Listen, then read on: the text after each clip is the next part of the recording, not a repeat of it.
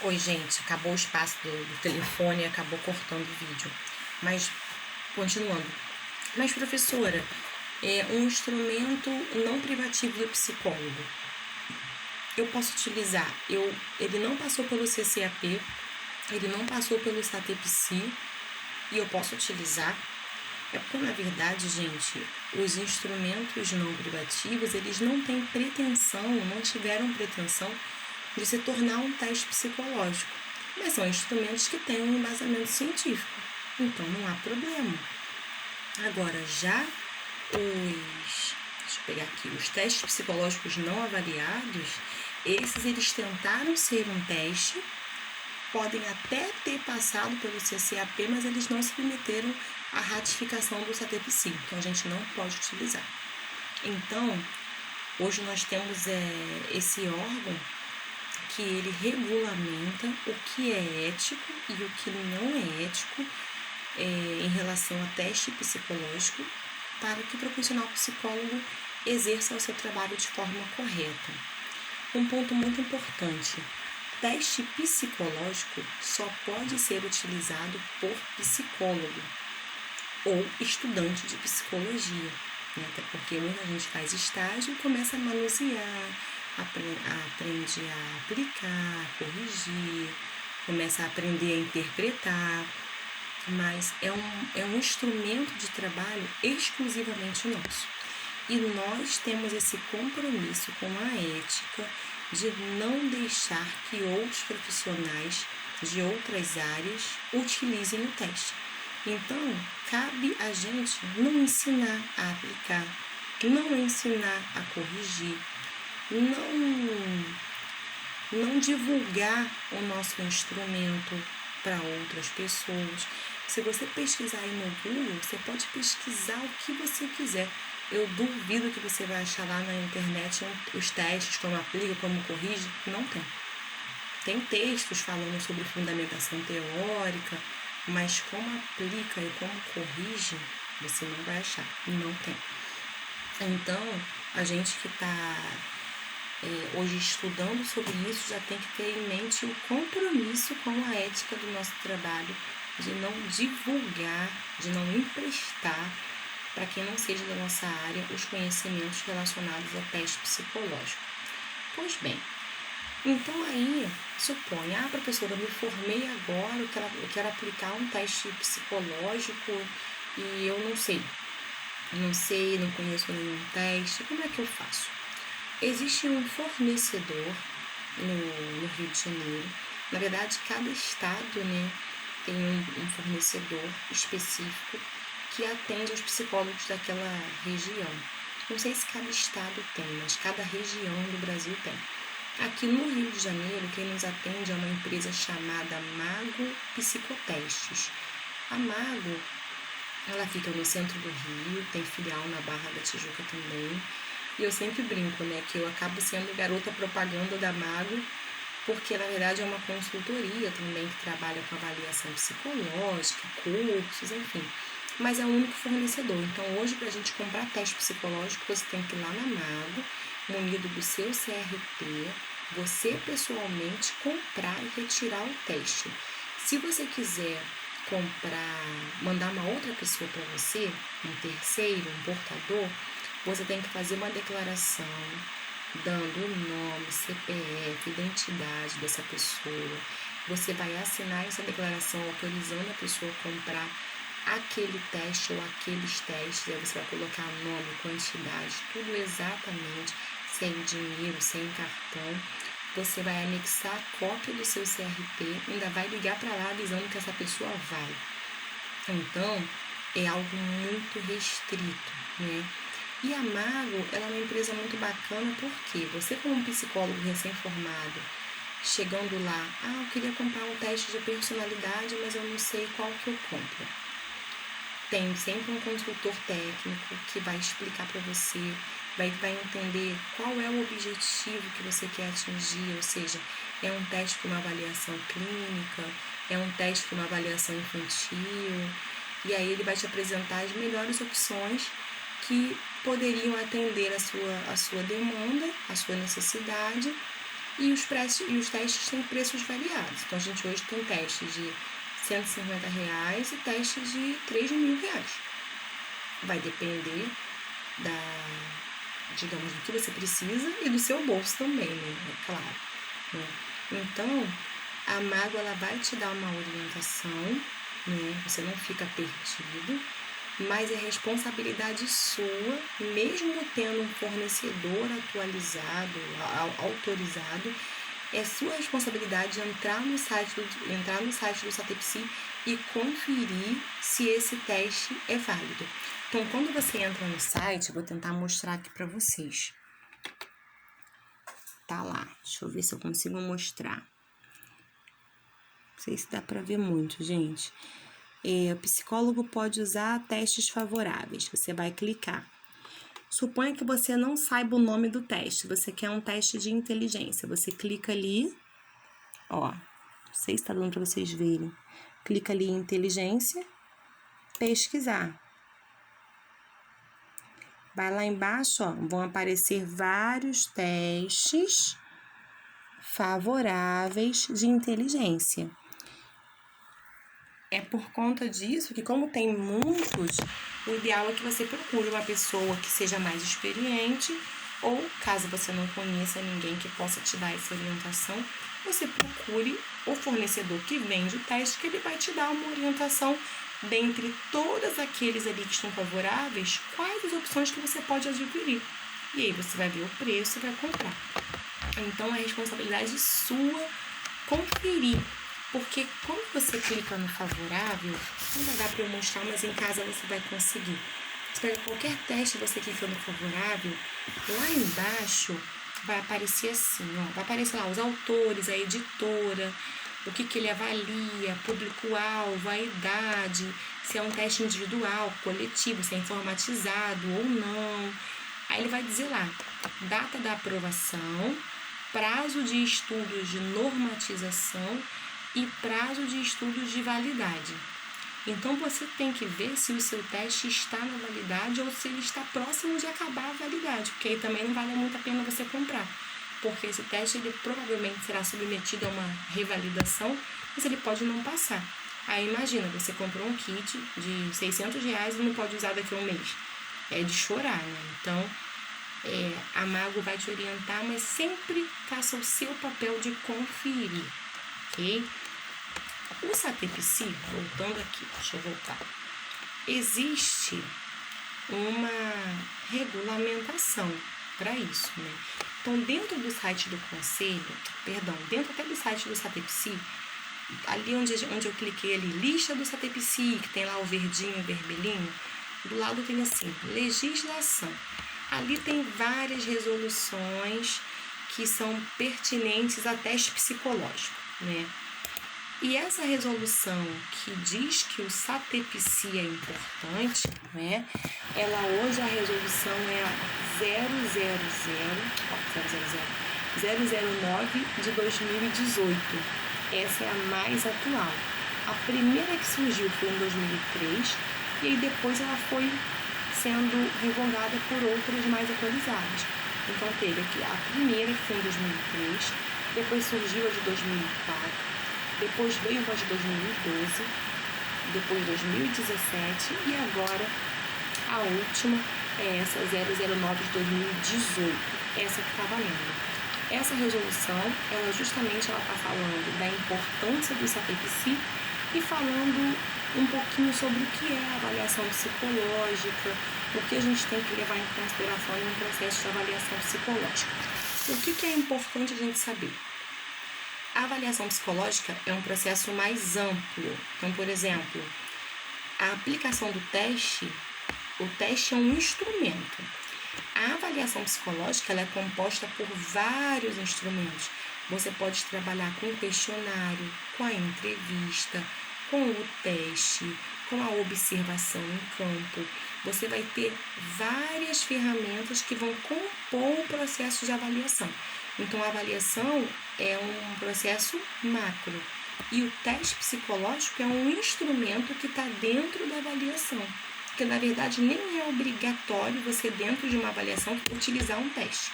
Você pode utilizar esse instrumento ou não, pode utilizar só outros. Então, essa resolução, ela regulamenta um pouco esse processo de avaliação psicológica, que é bastante importante.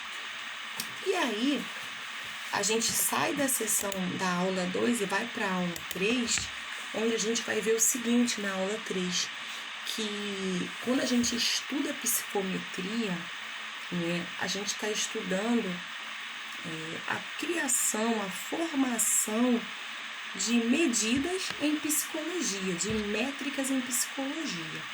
Como a gente mede algo que é bem abstrato, que é o que a gente chama de traço latente, né? A gente precisa ter um alto teor de cientificidade nesse processo. Então, existem 4 conceitos que são conceitos chaves quando a gente estuda psicometria e que eu vou passar para vocês. Aí, isso vai estar na nossa aula 3. Lá tem um texto chamado Estudos em Psicometria, que vocês vão ler e vão se aprofundar um pouco mais no que eu estou falando aqui. Então, recordando, no encontro 1 foi a aula que a gente deu em sala sobre a história da psicometria. O encontro 2 é o que é o SAPEPSI, navegar no site, conhecer o que é teste favorável, não favorável, isso que eu estou explicando aqui para vocês. E agora no encontro 3 são os 4 conceitos básicos importantes quando a gente fala de psicometria, de cientificidade dos testes. Então vamos lá.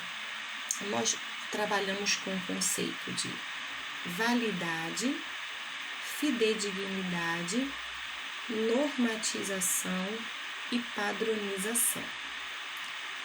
O que é a validade? Então, a gente tem 2 conceitos que são muito falados: validade e fidedignidade. Validade e fidedignidade. Validade é quando o teste mede o que ele se propõe a medir.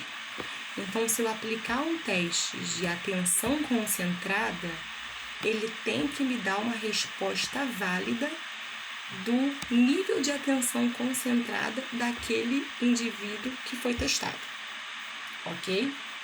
Então, validade é quando o teste mede o que ele se propõe a medir. Eu não posso aplicar um teste de personalidade e o teste me dá uma resposta de depressão. Não está válido, certo? Aí nós temos a fidedignidade, que também é chamada de precisão. Então, o que é a fidedignidade? É quando o teste ele apresenta um resultado e se você repetir esse teste num curto espaço de tempo, ele tem que apresentar o mesmo resultado. Então, se eu apliquei um teste de personalidade em um testando, em um avaliando, e esse teste me deu uma resposta voltada para características de extroversão, se daqui a uma semana eu reaplicar esse teste, que a gente chama de teste-reteste, esse teste tem que dar esse mesmo resultado com características de extroversão. E tem também o que a gente chama de formas paralelas. Por exemplo, eu apliquei um teste de personalidade que me deu uma resposta de extroversão. E eu apliquei um outro teste similar de personalidade que ele tem que me dar uma resposta muito próxima à extroversão. Se ele não tiver lá a característica extroversão na análise fatorial dele, mas tiver a característica comunicação, né, é correlato. Então, o meu teste ele é fidedigno. Então, validade é quando o teste mede o que ele se propõe a medir. E fidedignidade é quando o resultado do teste se repete num curto espaço de tempo, ok? Ou então em uma ferramenta paralela. Beleza. Padronização. Padronização é justamente a obrigatoriedade do que a gente tem de que o uso do teste ele seja igual para todas as pessoas e tenham as mesmas regras para todos os psicólogos que vão utilizar. Então, se o teste é de uso coletivo, vou falar do individual que é mais fácil. Se o teste é de uso individual, eu não posso aplicá-lo de forma coletiva. É um padrão. Eu, psicóloga Luana, tenho que aplicar de forma individual e a psicóloga Sandra também tem que aplicar de forma individual porque é um padrão do teste. Se o teste tem uma cronometragem de tempo para você marcar, a mesma coisa, é padrão. Eu tenho que marcar a cronometragem que o teste me diz. Para isso tem um manual. O manual é para ser seguido, né? Então, isso é a padronização. Por quê? Tudo que é padronizado é justo, né? Se é padrão, é justo. Então, você vê uma prova em sala de aula. Eu dei a mesma aula para todos os alunos e a mesma prova. Eu fui justa. Então, teve um padrão. Então, a resposta, ela tende realmente a ser o mais justa possível. Agora, se eu dei para metade da turma, eu dei uma aula presencial. Para outra metade, eu dei uma aula online. E no dia da prova, eu dei uma prova escrita para uma parte, uma prova oral para outra, eu não posso avaliar de forma igual, né? Então, o padrão, ele serve para trazer para a gente esse senso de maior assertividade por estar sendo justo, né? Por estar sendo correto. E a normatização, o que ela diz para a gente? Ela estabelece normas para conversão dos traços latentes em scores. Ih, professora, falou grego. Vamos lá. Traço latente. Traço latente é o nosso comportamento que está gritando mais ali no teste, né? E o que é o score? É a tabela numérica que vai traduzir aquela quantidade de traço latente que está saltando aos nossos olhos ali na avaliação, no teste. Então, a normatização, ela vai estabelecer normas de correção, normas de interpretação daqueles scores, daqueles percentuais, né? Então, esses 4 itens, validade, fidedignidade, padronização e normatização, são itens essenciais para que um teste seja aprovado pelo SATEPSI e se torne favorável, né? Tem muitos outros itens, mas esses 4 pilares são essenciais para que esse teste seja realmente favorável, científico, né? Agora, voltando na validade. Existem 3 tipos de validade. Temos a validade de conteúdo, temos a validade de critério e temos a validade de construto. Vamos lá, gente, é muita coisa. Vocês nem imaginam que horas são 00:27. Mas gravar durante o dia tá difícil. Lara, está impossível. Fazer as coisas com Lara é meio complicado, mas vamos lá. Então, 00:27, 00:28 agora, mas estamos juntos aí nessa luta do confinamento do coronavírus, mas deixando o estudo vivo na nossa mente. Não podemos esmorecer. Então, vamos lá. Validade de conteúdo. A validade de conteúdo, o nome já está dizendo, conteúdo. Quando eu falo para vocês assim, qual o conteúdo da matéria, qual o conteúdo da prova, é a matéria que vai cair, não é isso? Então, validade de conteúdo é toda a parte teórica que envolve o construto que vai ser avaliado. Então, vamos lá. O que é o construto? É o que eu quero medir. A gente chama isso de construto ou atributo, tá bom? Então, vamos lá. Inteligência, personalidade, atenção, ansiedade, depressão, equilíbrio emocional. Então, o que eu quero medir? Isso é o construto.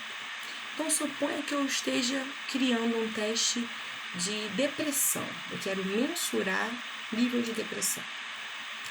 A validade de construto, de conteúdo, ela vai me exigir que eu estude toda a teoria da depressão.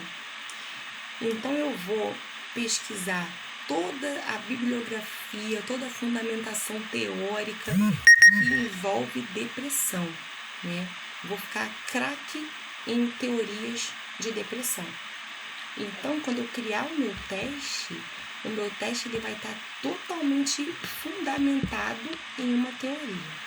E além disso, eu utilizo o que a gente chama de juiz. O que é um juiz?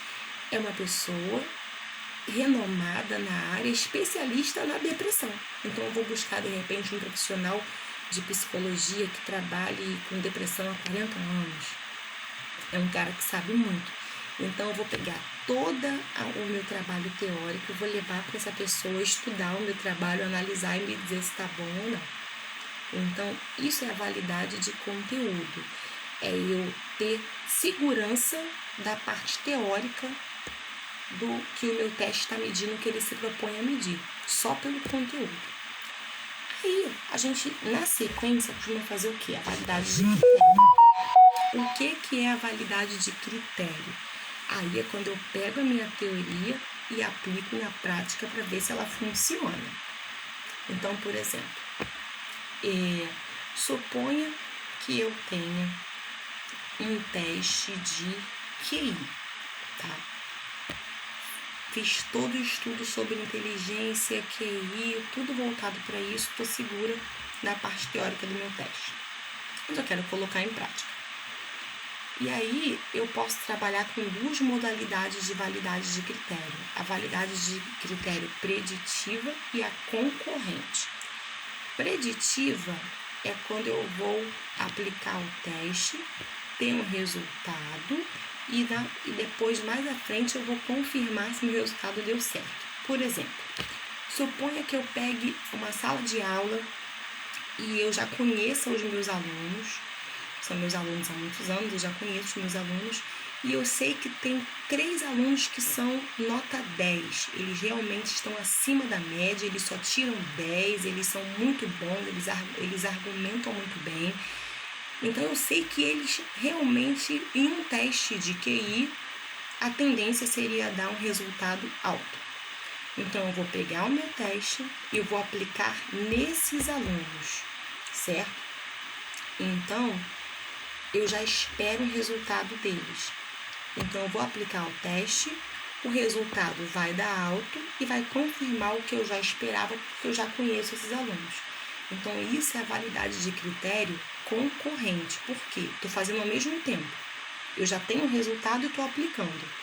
A preditiva seria se eu pegasse um grupo de alunos que eu nunca vi, aplicasse o teste ia me dar o resultado de 5 alunos que têm o QI mais alto, que foram muito bons, e no dia a dia, em sala de aula, eu ia confirmar essa informação. Então, aí é uma validação preditiva. Eu estou prevendo, a partir do resultado do teste, que esses alunos, de fato, têm um alto índice de QI. Então, essa é a validade de critério. E, por último, é a validade de construto. Então, já tenho a validade de conteúdo, que eu já tenho todo o meu embasamento teórico. Tenho a validade de critério porque eu já botei na prática.